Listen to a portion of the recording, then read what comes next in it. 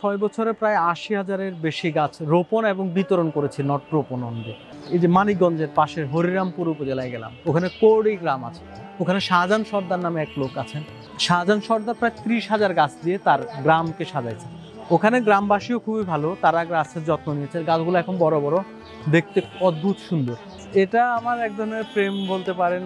আমার সবচেয়ে আগ্রহের জায়গা হচ্ছে গাছ লাগানো, কারণ আমি নোয়াখালী উপকূলের আমার বেড়ে ওঠা, যে আমাদের চরবাটা মানে আমাদের ওই বেল্টে আপনি দেখবেন যে নিঝুম দ্বীপ, একসময় অনেক বন ছিল, বন করা হয়েছে, কিন্তু এটা আস্তে আস্তে ধ্বংস হয়ে গেছে, আমরা নিজেরাই এটা ধ্বংস করে ফেলছি। এর ফলশ্রুতিতে দেখা যাচ্ছে এখন মাইলের পর মাইল ভাঙছে।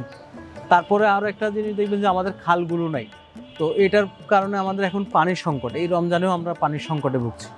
তো আমার সেই পানির সংকট মোকাবেলা, আমার জলবায়ু সংকট মোকাবেলা, আমার পুষ্টি সংকট মোকাবেলা, আমার দারিদ্র্য নিরসন, সব কিছুই একটা গাছের মধ্যে আসে।